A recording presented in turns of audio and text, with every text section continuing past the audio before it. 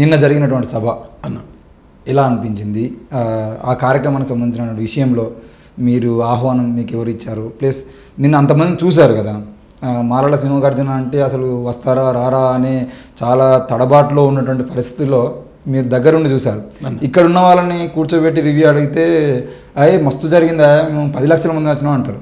మీరు గమనించారు, మీరు ఆంధ్రప్రదేశ్ నుండి వచ్చి గమనించారు, చాలా లోతుగా గమనించేటువంటి క్వాలిటీ కూడా మీ దగ్గర ఉంది. నిన్నటి రివ్యూ కూడా సార్ చెప్పండి. ముందుగా N9 మీడియాకి మీకు హృదయపూర్వక జేబీఎం అన్న. థ్యాంక్ యూ అన్న.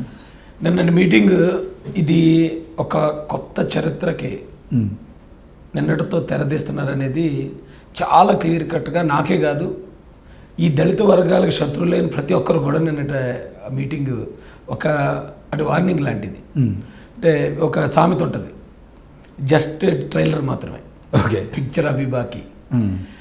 అయితే ఈ మీటింగ్కి నన్ను ఆహ్వానించింది కానీ, లేకపోతే ఈ మీటింగ్కి ఇవి ఇంత గ్రాండ్ సక్సెస్ అంటే మాలాస్ ఇంతమంది జనం ఒక చోట గ్యాదర్ అవ్వటం అనేది నాకు తెలిసిన తర్వాత ఇప్పుడు పివి రావు గారి కాలంలో జరిగిందని విన్నాను. అప్పటికి నాకు అంత వయసు లేదు. కానీ ఇప్పుడు మళ్ళీ ఆ తర్వాత ఇంతమంది మాలల్ని ఒక చోట ఏకం చేయటం అనేది మళ్ళీ ఇప్పుడు మాత్రమే సాధ్యమైందంటాను నేను. ఇది ఒక తెలంగాణకు మాత్రమే కాదు, ఆంధ్రప్రదేశ్కి కూడా ఇది ఒక నూతన ఉత్తేజం ఇచ్చే పరిస్థితి ఇది.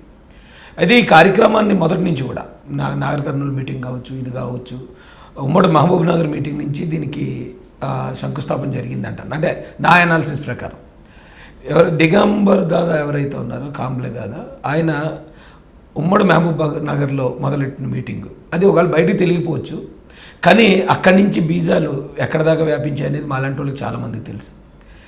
నాగర్ కర్నూలు మీటింగ్ కానీ, ఈ మీటింగ్ కానీ, ఈ అన్ని మీటింగ్లకి నాలాంటి వాళ్ళని కూడా ఆ కార్యక్రమంలో ఇన్వాల్వ్ చేసింది కాంబ్లే దాదా. అయితే ఈ విషయాన్ని ముందు తీసుకెళ్ళడంలో వివేక్ వెంకటస్వామి గారు రావటం, ఆయన నిలబడడం, ఆయన నిలబడి ఇంత కార్యక్రమం, ఆయన ఆల్రెడీ పాలిటిక్స్లో ఉన్నాడు, అధికార పార్టీలో ఉన్నాడు, ఎమ్మెల్యేగా ఉన్నాడు. ఆయన మీద చాలా థ్రెట్స్ ఉంటాయి, చాలా బ్లాక్మెయిల్స్ ఉంటాయి. నువ్వు ఒకవైపు నిలబడితే మేము నిన్ను ఇలా అంటావు అంటారు, మీకు ఓటేయమంటారు. కానీ ఇవన్నింటినీ కూడా తట్టుకుని ఆయన నిలబడిన విధానం ఇది ఒక తెలంగాణకే కాదు, ఆంధ్రప్రదేశ్కి కూడా అలాంటి నాయకుడు ఉంటే బాగుంటుందని అనిపించేలాగా అనిపించింది నాకైతే. ఇలాంటి ఒక పెద్ద ఆయన నిలబడి ఈ కమ్యూనిటీని అందరినీ ఏకం చేసే బాధ్యత తీసుకుంటే నాలాంటి వాళ్ళు ఇంకా ఉత్సాహంగా పనిచేసి ముందుకెళ్ళడానికి అవకాశం వస్తుంది. అసలు నిన్నటి మీటింగ్ అది మాలల సమావేశం అనే దానికన్నా నేను నాకు హైదరాబాద్లో కనిపించలేదు, నిన్నటికి మాలల బాద్లో కనిపించింది.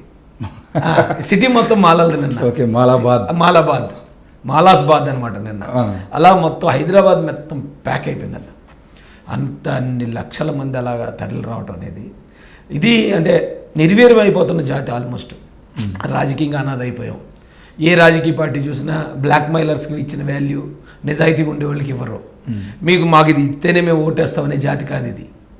నమ్మితే నువ్వు మంచోడు అయితే నువ్వు పరిపాలించు, మా కష్టం మేము పడతామనే జాతి ఇది. అలాంటిది బ్లాక్ మైలర్స్కి ఉన్న వాల్యూ కూడా మంచోడికి లేకుండా పోయినప్పుడు మంచోడికి కోపం వస్తే అది ఎలా ప్రభంజనంగా మారుతుంది, ఎలా సింహగర్జనగా మారుతుంది అంటానికి నేనంటే సభ ఉదాహరణ. ఓకే అన్న, ఈ విషయం పక్కన పెడితే దళితవాదం జైభీం నినాదంతో ముఖ్యంగా 2 తెలుగు రాష్ట్రాల్లో ఇంతకుముందు ఇంట్రడక్షన్లో చెప్పినట్టుగానే రెంజర్ల రాజేష్ తెలంగాణలో ఎంత పవర్ఫుల్గా నిలబడగలిగిండో, మహాసేన రాజేష్ అనే పేరు ముఖ్యంగా సోషల్ మీడియా వాడుతున్నటువంటి ప్రతి వ్యక్తికి మీరు పరిచయం. Thank you. ఈ ఇద్దరు రాజేష్లు 2 వేదికల మీద కనబడ్డప్పుడు అక్కడ ఉన్నటువంటి జనాలు ఆ కేకలు కానీ, ఆ విజిల్స్ కానీ, అది నాగర్ కర్నూలులో చూసాము, నిన్న చూసాము. మీరిద్దరు నిలబడితే అమ్మ మాకు 2 ఉన్నారా అనే పరిస్థితి తీసుకొచ్చారు. మరి ఎటుపోయింది దళితవాదము, జైభీం నినాదం అన్నటువంటి మీ వాదాలు పక్కన పెట్టేసి కులాన్ని భుజాల మీద వేసుకొని జైమాల అని మాట్లాడుతున్నటువంటి పరిస్థితులు మీరు దిగజారిపోయారు అనుకోవచ్చా? లేదు అని అంటే ఇది మీ అభివృద్ధికి మొదటి మెట్టు అనుకోవచ్చా? అయితే ఈ మాట మీరే కాదు, చాలామంది ఇది విమర్శకులు కూడా వాడుతున్నారు దీన్ని. ఇప్పుడు వరకు మీరు ఎప్పుడు జైభీం అన్నారు, జై దళిత్ అన్నారు, ఇప్పుడు సడన్గా రేపు మొన్న ఆగస్టు 1 తర్వాత మీరు మొత్తం మీ నిజ స్వరూపాలన్నీ బయట పెడుతున్నారు. అవును, ఇన్ని రోజులు లోపల ఉన్నది ఇప్పుడు బయటకు వచ్చింది అనుకోవచ్చు అన్నారండి. అలాగే అంటున్నారు. అయితే వాస్తవానికి మీరు ఒకటి గమనించండి, చరిత్ర కూడా గమనించండి. అంబేద్కర్ గారి దగ్గర నుంచి ఈ మాలాస్ నుంచి ఎవరు వచ్చినా, ఏ నాయకుడు వచ్చినా, ఎంత పెద్ద నాయకుడు వచ్చినా, బొజ్జ తారకం గారిని కానీ లేదా కత్తి పద్మారావు గారు కానీ, ఇలా చాలామంది మేధావులు వచ్చారు మాలల నుంచి. ఈ మేధావులందరూ ఎప్పుడూ పోరాటంలోనే ఉన్నారు. కానీ ఏ రోజు కూడా వాళ్ళ కులవాదం కోసం మాట్లాడలేదు. ఒక కులం కోసం, అంటే మా కులానికి అది కావాలి, మా కులం ఇలా జరుగుతుంది అనేది ఎప్పుడూ మాట్లాడలేదు. ఆ సమయానికి ఎవడో బాధితుడు ఉంటే, అడు అగ్రవర్ణంలో ఉండవండి, వేరే మతంలో ఉండవండి, ఏ కులంలో ఉండవండి, బాధితుడు ఎవడైతే ఉన్నాడో ఆ బాధితుల తరపున ఎవరైతే అహంకారులు ఉన్నారో అహంకారుల మీద పోరాడిన జాతి ఇది మాల జాతి. అంటే ఎప్పుడు ఈ కులం కోసం మాట్లాడుకున్న వాళ్ళని ఈవెన్ నేను కూడా ఆగస్టు 1 తర్వాత అని అంటున్నారు చాలామంది. ఆగస్టు 1 తర్వాత కాదు నేను మాట్లాడింది. ఎప్పుడైతే మందకృష్ణ మాదిగ అనేవాడు వచ్చి మాలల్ని చాలా దారుణంగా మాట్లాడడంతో పాటు అంబేద్కర్ గారిని అవమానించాడో ఆ రోజు కోపం వచ్చింది నాకు ఒక్కడికే కాదు. నేను వచ్చిన సింహగర్జకు వచ్చిన మాలలందరూ కూడా 30 సంవత్సరాల నుంచి ఇలాంటి అవమానాలన్నీ పడుతున్నారు, అవమానాలన్నీ భరిస్తున్నారు. సర్లే మనోడేలే అనుకుని లైట్ తీసుకుని వదిలేశారు తప్ప ఏ రోజు పట్టించుకోలేదు. కానీ మీరు ఒకటి గమనించండి, ఏ రోజైతే అతను అంబేద్కర్ గారిని ఏకవచనంతో మాట్లాడడం, ఆయన ఒక కులానికి ఆపాదిస్తూ మాట్లాడడం చేశాడో ఆ రోజు నుంచి అతను బ్యాడ్ టైం స్టార్ట్ అయింది. ప్రతి ఒక్క మాల కులస్తుడు కూడా బయటకు వచ్చి అతను గర్జించడం మొదలుపెట్టాడు. అంటే మా తల్లిదండ్రుల కన్నా ఎక్కువ అంబేద్కర్ మాకు.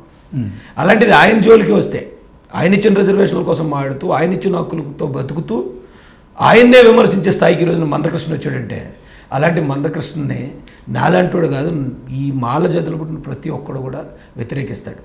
ఈ మాల అనే ఈ పేరును, అంటే ఈ వాదాన్ని మేము ఎందుకు ఎత్తుకున్నాం అంటే, ఎవరికో పక్కోళ్ళకి కష్టం వస్తేనే మా కష్టం అని పోరాడేవాళ్ళను, ఏ కులానికి వచ్చినా ఏ మతానికి వచ్చినా. అలాంటిది ఇప్పుడు నా కులం పేరుతో, ఆ కులంలో పుట్టిన జీన్స్ మై, నా కులం పేరుతో ఒకడు డైరెక్ట్గా వచ్చి మమ్మల్ని అవమానిస్తూ సమాజానికి మమ్మల్ని దొంగలుగా ద్రోహులుగా చిత్రీకరిస్తూ ఉంటే ఆ రక్తం ఊరుకోదన్న. ఆ రక్తం ఊరుకోక పక్కోడు గురించి పోరాడే నాకే అవమానం జరిగితే నేను ఎలా పోరాడతాననేది ఈ రోజున ప్రతి ఒక్క మాలల్లో వచ్చినా అది పౌరుషం అని చెప్పాలి. అది మాలవాదం కాదు, కులవాదం అంతకన్నా కాదు.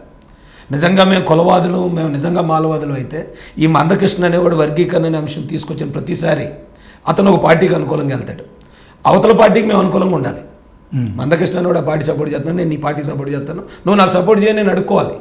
కానీ నేను ఏ రోజు ఈ జాతిలో ఎవడో చేయలేదు ఆ బ్లాక్మెయిల్. పార్టీలు వైపు వెళ్ళి మాకు ఇది చేస్తేనే, మందకృష్ణ నువ్వు డ్యామేజ్ చేస్తేనే నీకు సపోర్ట్ చేస్తామని బ్లాక్మెయిల్ ఏ రోజు చేయలేదు మేము. కానీ మా ఉనికే ప్రశ్నార్థకంగా మారుతున్నప్పుడు, మా బ్రతుకుల్నే నువ్వు అవమానకరంగా చిత్రీకరిస్తున్నప్పుడు, అప్పుడు కూడా నేను మాట్లాడలేదంటే నేను మంచోడిని అవును, నేను చేతగానోడిని అవుతాను. ఆ కారణం చేత మేము మాట్లాడడం మొదలుపెట్టాం.